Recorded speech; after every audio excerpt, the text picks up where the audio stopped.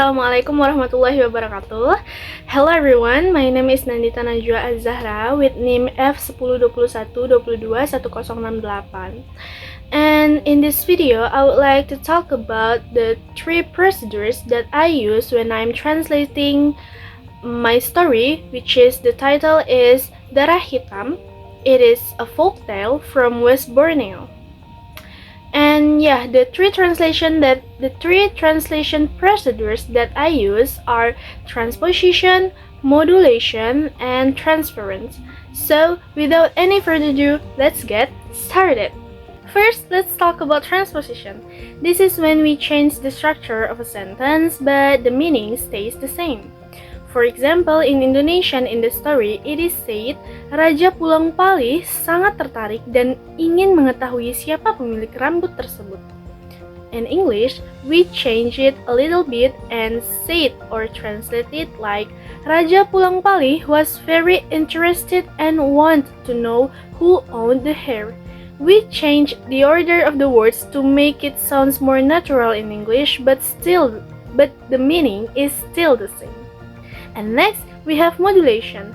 This means changing the way we say something to make it fit better in the target language, but again, the meaning doesn't change.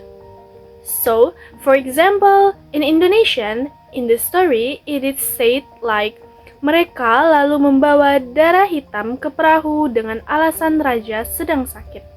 And in English, we translate it as, they then took darah hitam to the boat on the pretext that the king was sick.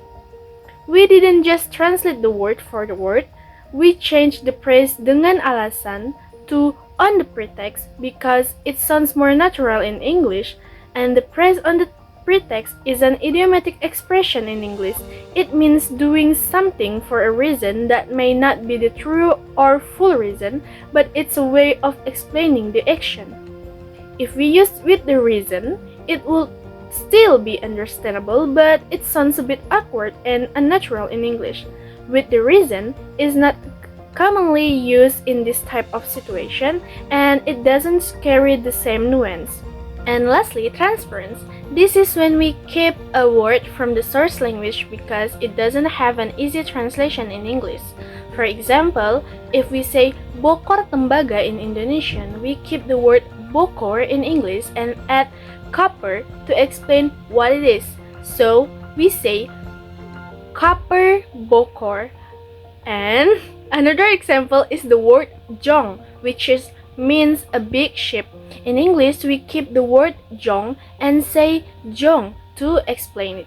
Jong is the large ship, but because it is in Indonesian, it's called as jong, so it doesn't have a specific English translation, so we keep the jong as jong in the story. So, to sum it up, transposition changes sentence structure, modulation changes the way we say something, and transference keeps some special words as they are. These are just some ways we can make translation sounds better and more natural. Thank you so much for watching, and I hope you learn new something today from this video. Wassalamualaikum warahmatullahi wabarakatuh. Goodbye.